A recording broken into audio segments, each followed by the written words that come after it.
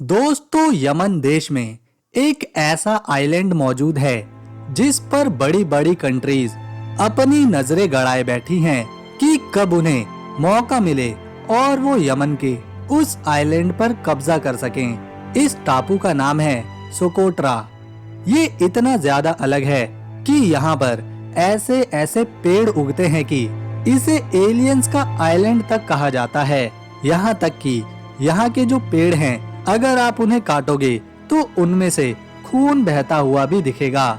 दोस्तों, ये सोकोट्रा नाम का आइलैंड यमन की जमीन से लगभग 500 किलोमीटर की दूरी पर मौजूद है, लेकिन इसे यमन का ही हिस्सा माना जाता है।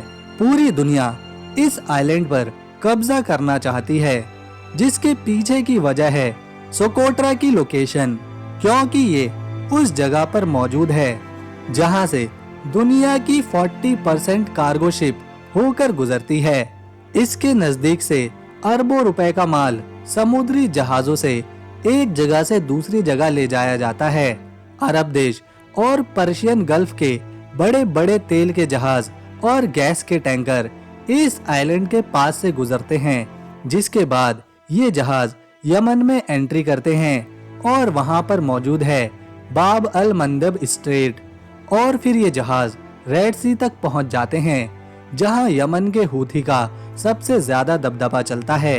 और रेड सी पार करने के बाद ही ये कार्गो शिप्स इजिप्ट की स्विस कैनाल तक पहुंच पाते हैं, और स्विस कैनाल क्रॉस करना जरूरी होता है यूरोप तक जाने के लिए।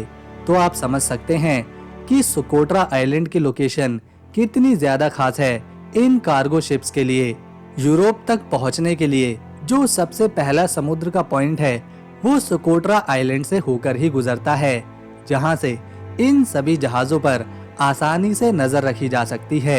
इतना ही नहीं, सोकोट्रा आइलैंड के नजदीक सोमालिया देश के समुद्री लुटेरे हमेशा घात लगाकर बैठे रहते हैं, और उन्हें जैसे ही मौका मिलता है वो अलग अलग देशों के जहाजों पर रखे सामान को लूटकर भाग जाते हैं। और आपने कई बार इन्हीं समुद्री लुटेरों के बारे में सुना भी होगा।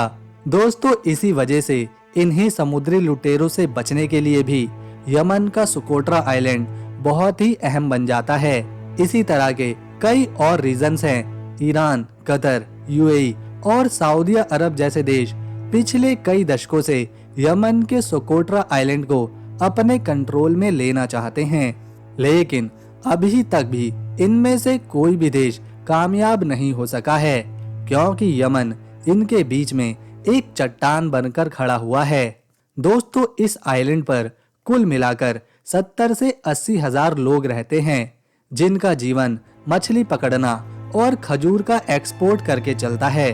दोस्तों, इस आइलैंड पर हजारों की संख्या में टूरिस्ट आते थे, लेकिन लंबे समय से चल रही सिविल वॉर के कारण उनका आना लगभग बंद हो चुका है। साल 2015 में सोकोट्रा में एक खतरनाक बाढ़ आई थी, जिससे यहाँ काफी ज्यादा नुकसान हुआ था। इसमें यमन ने हालात को संभाला, लेकिन दूसरी तरफ मौके का फायदा सऊदी अरब और यूएई ने उठा लिया। उसने खाने पीने की चीजों की मदद के बहाने से वहां अपने 5000 सैनिक सुरक्षा के नाम पर तैनात कर दिए। दोस्तों, यहाँ हम आपको बताते चलें कि यमन में 50% सुन्नी मुस्लिम तो 50% शिया मुस्लिम रहते हैं, और इस आइलैंड पे भी यही रेशियो है। सुन्नी मुस्लिमों को यूएई, सऊदी अरब जैसे देश सपोर्ट करते हैं, और शिया को ईरान जैसे। यूएई, सऊदी अरब यहाँ अपनी पावर बढ़ाना चाहते हैं, तो ईरान भी अपनी। इन दोनों के बीच में जंग की वजह से पिछले कई सालों से यमन के लोग सिविल वॉर को झेल रहे हैं। यहाँ के आम नागरिक मारे जाते हैं। यमन में इसी कारण से भूखमरी ने अपने पैर पसारे हैं, लोग बेरोजगार हुए हैं। जब सऊदी अरब और यूएई सोकोट्रा आइलैंड में मदद के लिए गए थे, तो इसमें सऊदी अरब ने ज्यादा मदद करना शुरू कर दी। वहाँ स्कूल खुलवा दिए, अस्पताल बनवा दिए, और पॉलिटिक्स में भी इंटर कर लिया। इस बात से यूएई नाराज हो गया, क्योंकि यूएई भी अपनी ताकत वहां पर बढ़ाना चाहता है। दोस्तों, सऊदी का तो कहना है अगर सोकोट्रा पर हमारा कंट्रोल हो जाता है तो इसे हम पूरी तरह से बदल देंगे। इस आइलैंड को एक टूरिस्ट प्लेस बना देंगे। हम सोकोट्रा को दूसरा दुबई बनाएंगे। हालांकि इसके पीछे की वजह कुछ और ही है। सऊदी अरब और यूएई जैसे देश तो सोकोट्रा आइलैंड पर कब्जा करके केवल और केवल दुनिया भर के जहाजों को कंट्रोल करना चाहते हैं, हूथियों पर नजर रखना चाहते हैं और वहां पर अपना कंट्रोल चाहते हैं। लेकिन दूसरी तरफ खड़ा है ईरान और हूती संगठन, और ये वही हूती हैं जो अकेले फिलिस्तीन के लिए रेड सी में इजराइल और अमेरिका से युद्ध लड़ रहे हैं। हूथियों को 1990 में गठन किया गया था, जो धीरे धीरे यमन की कमान संभालने लगे।